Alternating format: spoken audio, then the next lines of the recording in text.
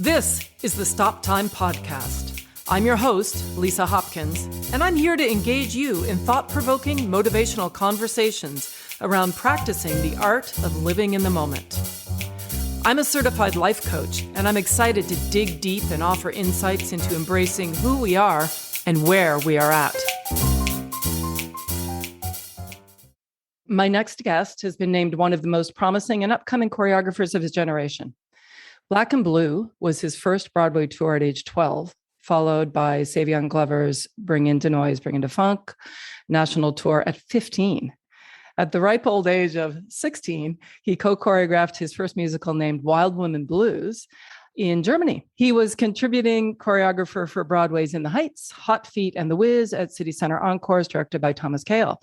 On film, he's choreographed and created movement for films, among others, Disney's The Princess and the Frog, the Smurfs Movie, Bring It On, Fight to the Finish. Television credits include Dancing with the Stars, America's Got Talent, Bar Rescue, and Lip Sync Battle. His collaboration with recording artists is vast, and he has worked with Beyonce, Mariah Carey, Janet Jackson, Pink, Camila Cabello, John Legend, Chris Martin, so many. Queen Latifah, it goes on. You got to check it out. Check out his work.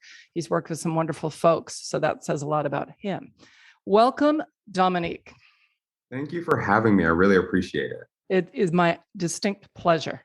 And I really appreciate it. You're calling in from LA, I think you said. Right? I'm calling in from LA, yes. Fantastic. Is that your home? Is that where you reside? Yes, I'll have my 15-year anniversary in January. It's weird to think because I consider myself such a Northeastern guy, to be living in LA. I was like, wow, I've lived here for the majority of my life. Interesting, huh? What brought you out there? I originally did The Wiz at La Jolla. And I was just out here and I was like, well, let me see what it'll be like, living in LA for maybe a month. I'm one of those people that just got here and stayed here and just never went home. I feel like I just have to start by saying that my heart was so full this morning as I watched the 1989 Tony performance of Black and Blue. Mm-hmm. To think that you started your career as a child in such a joyous celebration of dance and African-American culture and were exposed to such excellence and being mentored by the giants. I would not have wanted anything else. I think that was the best foray into the business for me because I had so many aunties and uncles. I had Omar Edwards, I had Michael Rainey, I had Greg Poland, I had Dormisha Sumbry, I had Jason Young, I had Liz Ramos, I had Michelle Cole, I had Diane Walker, I had Henry Latang, I had Bunny Briggs, I had Linda Hopkins. You know what I mean? I just had so many people who were my aunties and uncles. I had Van Porter, I had Michael Clory, I had Keith Lamel Thomas, Thera Ward, all these people that if you don't know who they are, look them up because they are Broadway royalty and they had a great work ethic. So I learned work ethic from Dexter Jones. I learned how to keep my sounds clean and how to perform by Dormisha Sumbry Edwards. I learned so many things from all of these people. And it was an all Black show. And then not only that, I was wearing tuxes all the time. I was allowed to improvise a good amount of the time. They just let me be the fully fledged human at 12, going into 13. That I thought I was. There was never any well, you're just a child. Somebody taught me a step a day. So imagine being on a tour for about a year and a half, learning around a step a day. Yeah. That vocabulary is monstrous by the time you finish. And, that was just the best first step into the business for me. Yeah. No kidding, right? Backing up, right? Because you grew up dancing in a studio. I saw a picture of you. I saw a photograph. One little Black boy amongst all these white girls. Yep, Connecticut. Where was that? Connecticut. Oh my God, in Connecticut. Yep. So how did you end up in Black and Blue? There was a performance in Connecticut at some point, and my mother was like, "Bring your tap shoes." I was like, "I just want to watch the performance." And I believe it was Butterfly. It was Diane. I think it was Jimmy Slide and of course, Savion. They were doing a tap performance. So I brought my shoes. And then at the end, my mother pulled some strings so I could meet them backstage. So I got my shoes signed. And then my mother was like, "You should tap for them." And I was like, oh, gosh. So I put on my shoes and I tapped. And Diane was like, "Oh, okay, this little boy has feet." Okay. So then some time passed. And because I spoke to Diane literally not too long ago about it, because I never understood what happened? And she was like, yeah. So then when we were casting for Black and Blue, we were looking for a child that also had technique at that time and who could tap. So they knew I was from Connecticut. So they literally searched in that area. They searched to figure out where I was. So they literally went all through all the dance competitions. And then they called my dance teacher who called me. And then I went into audition. And I realized none of the steps I was doing was anything close to any of the steps they were doing. So while watching them rehearse, I remixed some of their steps and added my steps and ended up getting the job. Love it. What a great story. So then moving forward, you got the gig by, it sounds like, adding your own sauce. Yes. It was being a smart dancer, because if I would have gone in there just doing like rolling shuffles and wings, I don't know if I necessarily would have gotten it. I literally, thank God, like they were rehearsing something. So I saw what they were doing and I went, okay, this is when you have to make a choice. And again, by watching a lot of TV, I was good at mimicking and then going and figuring out what it was. So I just basically watched some of their steps, literally took their steps, ingested it, tried to put my own spin on it, maybe did some pirouettes or a toe touch, and was like, is that what you want? You know? Yep. Luckily, it worked out. You were a choreographer in your mindset then. I feel like I always had that brain. I just didn't know what it was called. Yeah, no, 100%. Because what you're describing is being able to recognize the essence of something. So it's not so much that you stole the step or you were like, but you understood what was different. Yes. And then you kind of assimilated that to be you, and then you delivered it back to them, which is, you did a synthesis. I see that. Yeah, I recognize that. Where else in your life do you do that? I do that. Well, I mean, at all times, just being part of a marginalized community. I feel like we all do that. We all do that at some point. We have to, keep the essence of who we are, but whether it's code switching or assimilation or any of those other things, you have to take the information you're given, synthesize it, still remain who you are, but be malleable enough to not only be able to survive, but to thrive in a lot of different situations. Yeah. Absolutely. And again, what's so amazing in your trajectory is that you had that, I think, God-given talent of being able to see. I think that came with you. It came with the package. I don't think that, and perhaps you've developed it and, learned what it is and all of that as you described, which is brilliant. What is amazing and really super interesting to me is that it was your first professional experience, Black and Blue, right? Yes.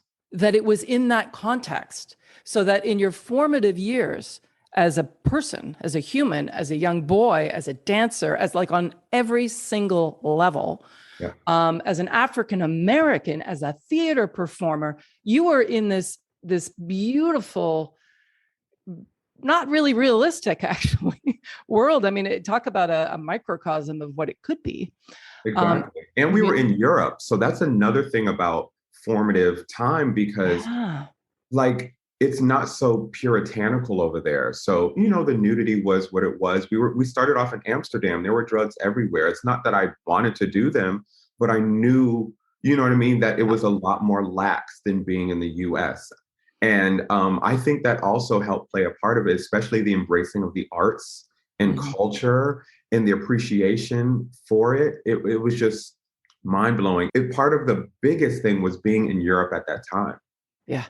Oh, for sure. What's so fascinating for me about you is that you went in kind of unscathed. You went in sort of the perfect scenario where you weren't having to deal with all the bullshit of stuff that actually is inherent in this industry. And except that you're a guy, which you got one thing going for you. Yeah, but also being queer doesn't necessarily. There you go.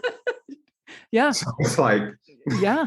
It does the balancing act. And then not only that too, I realized there's nothing like support, family support, friend support at the job, support from your bosses, support all the way around.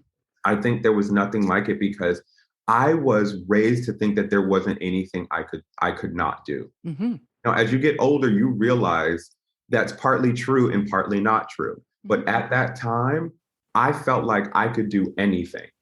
I could fly, I could be whomever I wanted to be. I could work as hard as I wanted to, or I could relax. Like I literally was raised to be a leader. but sometimes not a leader of people, a leader of yourself and autonomy. And I feel like that was one of the best gifts that my parents gave me.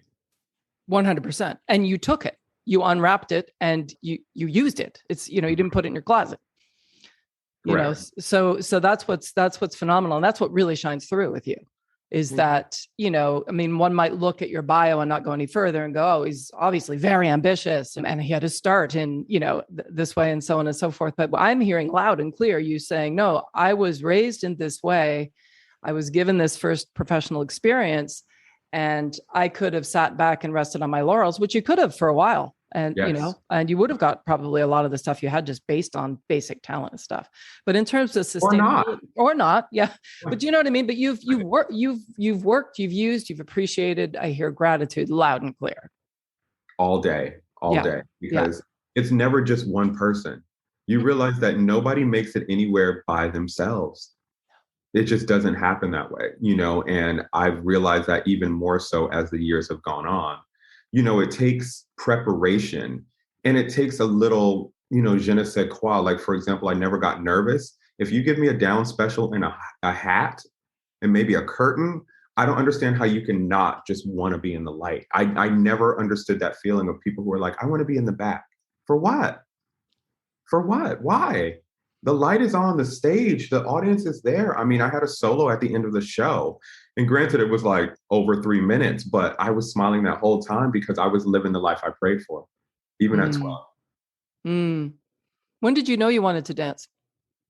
My mother told me, okay, so funny story. Again, because, there's so many times where history starts to get blurry. My mother told me at 4, we went to a family reunion. And they were having a little talent show for the family. And she was talking to my father and all of a sudden heard singing and was like, who is that singing? And I was up there with the microphone singing. And then she was like, all of a sudden, then you started dancing. And then they stopped and was like, did you know he could do that? I didn't know he could do that. So then, and then going a little bit further, okay, so 9 years old, or actually, 9 was, my mother was a music teacher at a elementary school, and they brought in a dance company. And for an hour, she said I was wrapped. I did not move. Now, meanwhile, I played sports. I was good in school. I went to the museum. I went to space camp, a lot of those other things. But it was something about dance that I did not blink or move. I had on like my full outfit and was like sat still. So then I was like, you know what? I want to try this. I want to go to dance school. I realized she put me in around May during recital season. Not a good idea for somebody who's a perfectionist. And I was mad that I didn't know the terms. I didn't know the steps. I cried. I was upset. But then she said a couple of months later, so that was May, she said in September, I came back to her and was like, Mommy, I think I'm ready. And from then on, she put me in and she was like, you never look back. Oh, so I knew it was always in me. Like I used to love, like, I missed the freedom and the joy of being a child where no matter where you were, you just danced freely in the mall, in the supermarket, in the driveway, any of those other things, because you didn't care about the judgment. You didn't care. You just practiced. You just did what you loved. It's just like a whole bunch of people. When you're younger, you know how all of us can draw and all of us can paint. Mm-hmm. And then as you get older, you start to lose those things. And it's not because you can't do it. It's just because of the judgment and the insecurity that you start to feel. So if I'm hearing you correctly, are you saying, just to clarify, you're saying that once you actually started on the dance train officially, that you lost that you lost that ability just to dance freely without sort of all the voices in your head telling you? I wouldn't say that I lost it. It's just, it changed things because especially when you think about it, all of that stuff is just freestyle. Like us talking right now is freestyle. You don't know what I'm going to say. I don't know what you're going to say. Yeah. But then you have to start honing it, especially as a tap dancer. Yep. Because that is your voice. So in Black and Blue, that's basically what I was getting at. I was like, okay, I need to be an artist and learn how to express myself and improvise. And then even some of the other shows I did, the same thing happened. But then all of a sudden you start thinking about it a little bit more and more. You start thinking about your vocabulary. You start thinking about what you're actually saying. You start thinking about the sound. You start thinking about what is this surface. You start thinking about how much money am I getting paid to do this? You start thinking about your body. You start thinking about injuries. You start thinking about what people are going to say. And I'm not saying that it stopped, but I'm just saying like those voices get in Naturally. Yeah. Naturally. It just is what it is, you know. The price of admission, really, isn't it? Pretty much. Pretty much. So how do you navigate that? I navigate it by I have a good way of turning them off. There's a lot of things that I just don't care about or care about the judgment. I think what helps too is that I like to do a lot of different genres of dance. So I'm not basically bound to one language, which is great. I compare it to driving cross country in a car. And if you can leave it on, if you only like one genre of music, you have to keep changing the station. But if you like a whole bunch of different things, then it's fine, whatever is on. You know, so even when it comes to like improvising and being free and being an artist, I do love limitations. Limitations are some of my favorite things, but I think it's because of puzzles. I love puzzles and like brain games. But for the most part, I think that I am fairly able to shut it off and just create and just be in the room and let the spirit lead, whether it's by myself or not.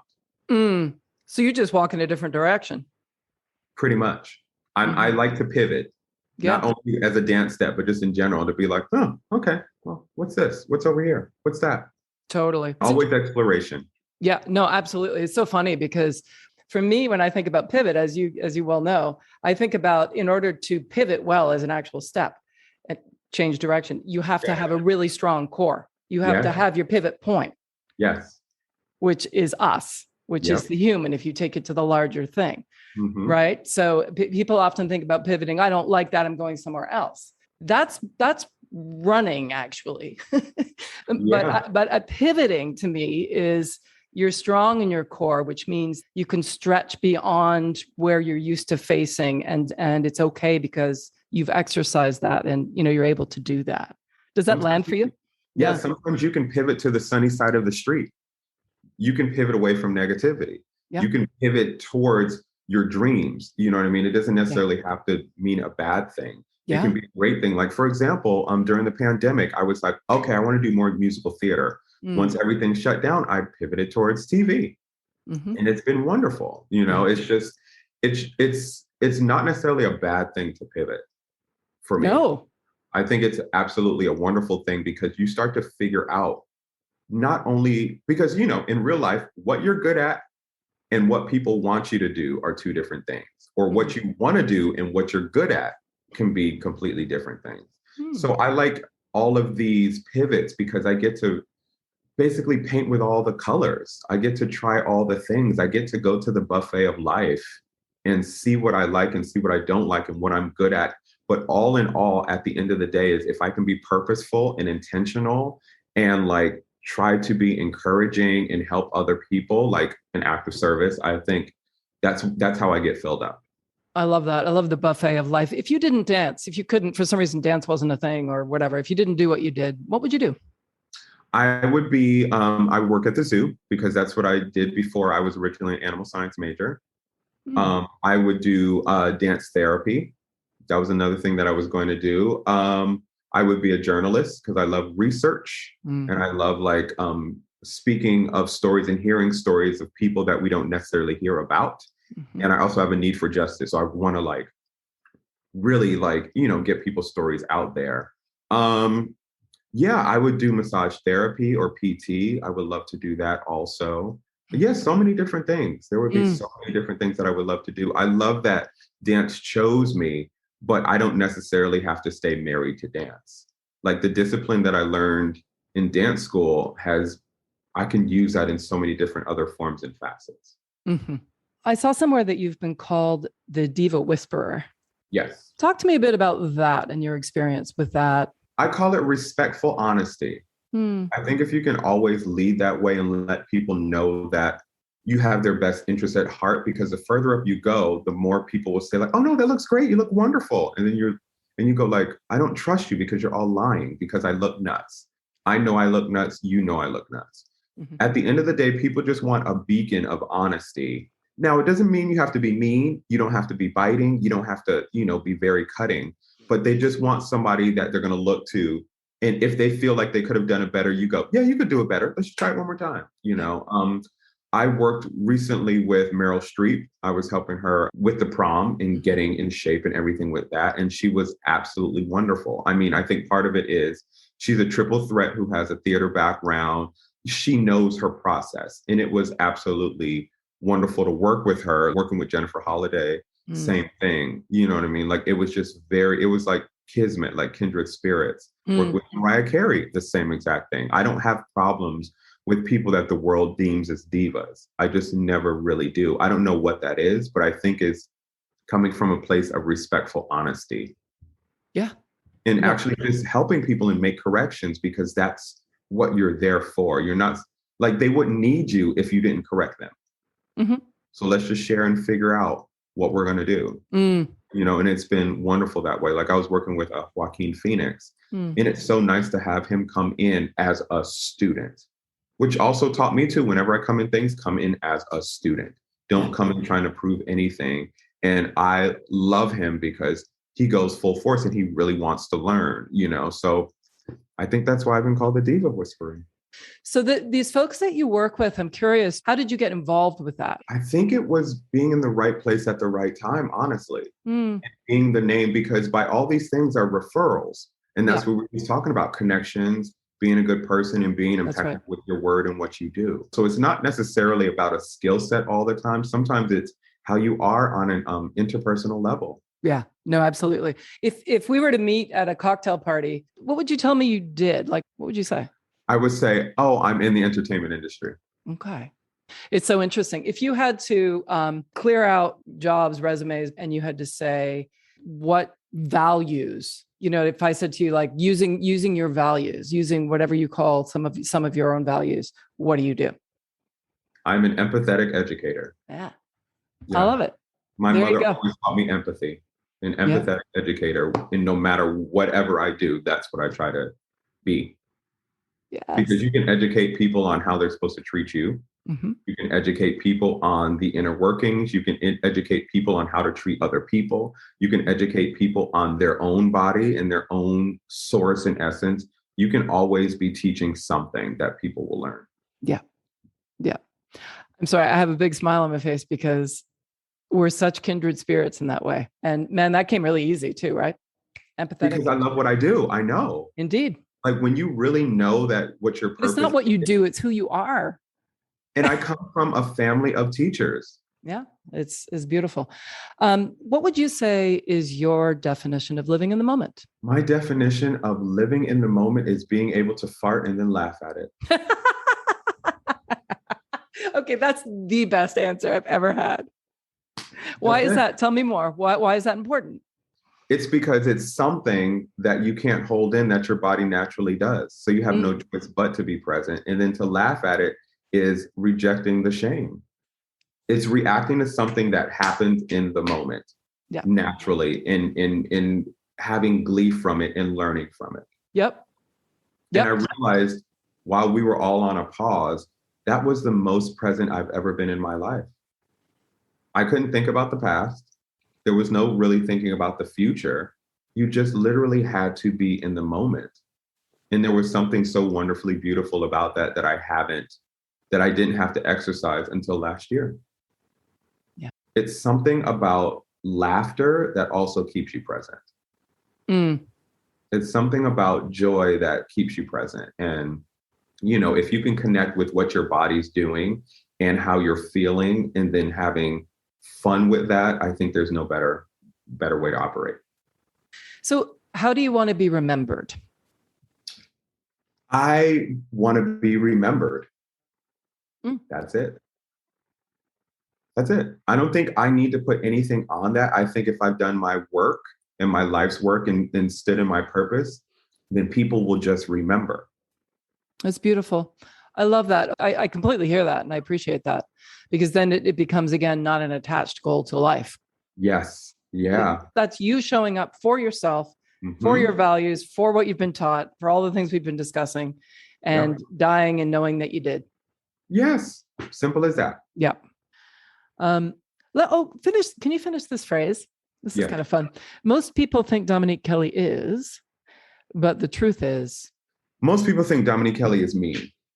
But the truth is, Dominique Kelley is reserved because he loves very hard and he doesn't want to show all of his cards and then have to bring them all back. Because I'm direct, which a lot of people fear, or because I'm quiet and dry. I'm not necessarily excitable. People, I've gotten that I'm very mean and intimidating. Really? Yeah. But again, it's I have to realize like that's not necessarily true for me.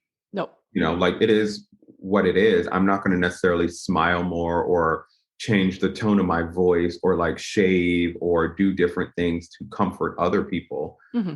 They just have to talk and realize that's what it is. And I think part of it too is I like to give and I like to love hard, and like whatever people need, I like to be there for them. So I've realized I've had to almost build a fortification, not to block, but just to make sure that I'm not stepping out or overextending because of trying to help so many different people. And then you end up drained.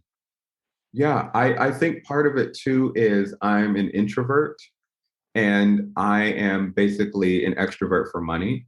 So when people see me out and about in the world, it's because I put my extrovert cap on because I need to. That's just what it is. Extroverts are celebrated. Extroverts are always wanted around. Now, that doesn't mean that I don't have that side, but I love one-on-one conversations. I love to fill up by myself and do the research and just be quiet.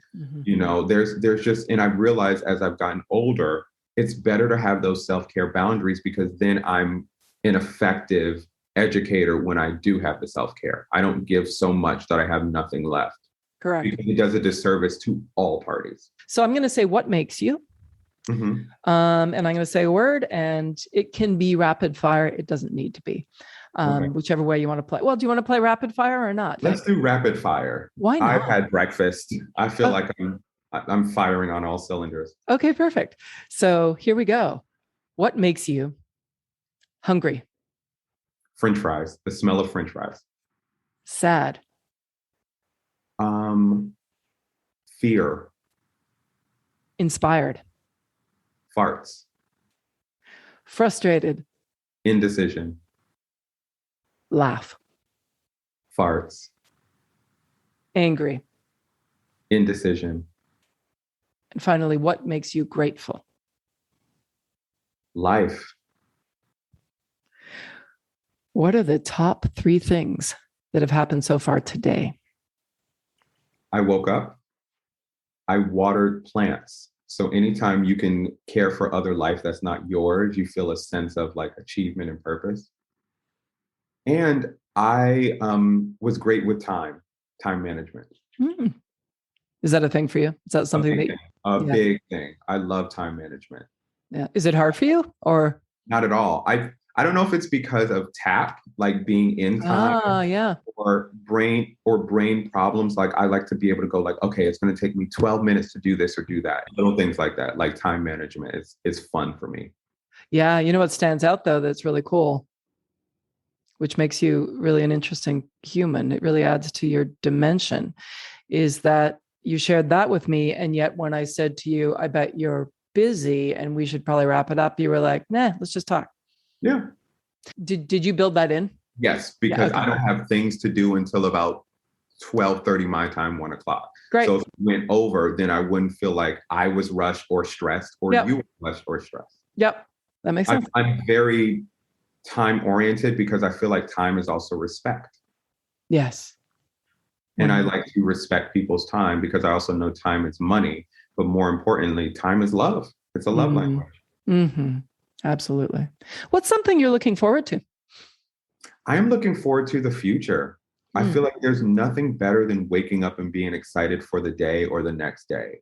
You can wake up and be like, I can't wait for what this day has to bring. Like, you know what I mean? Like there's certain things, because I feel like we all get phone calls that'll change our day for the better. We'll get a text that'll do that. Like there's so many different moments throughout the day that can make you happy if you focus on that. Now I'm one of those people too, like bad things happen. Like don't think it's all daisies and daffodils and cotton candy. You know what I mean? Like bad things happen, but there's always some great things that happen. I feel like I get a little agita, not in a bad way, because I was telling Mandy that, my boyfriend, that I was like, sometimes I get a stomach situation where I know something good is coming.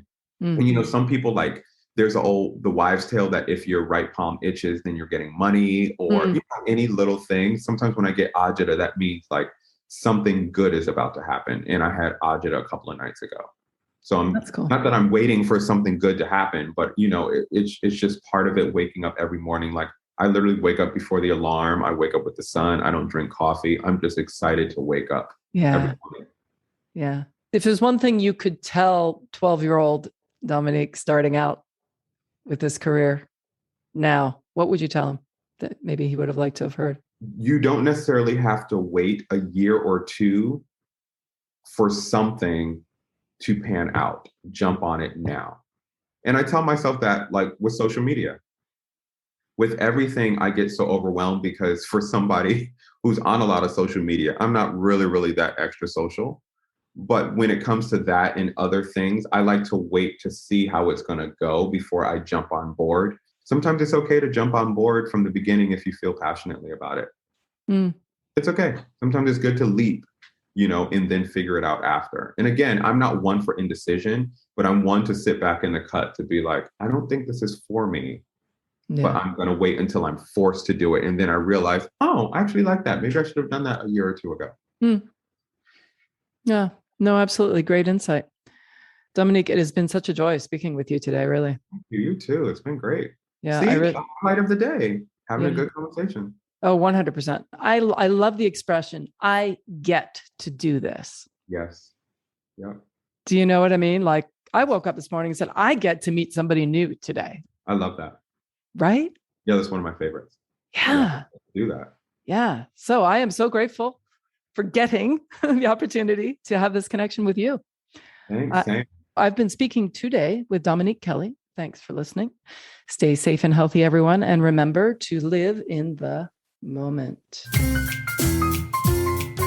In music, stop time is that beautiful moment where the band is suspended in rhythmic unison, supporting the soloist to express their individuality. In the moment, I encourage you to take that time and create your own rhythm. Until next time, I'm Lisa Hopkins. Thanks for listening.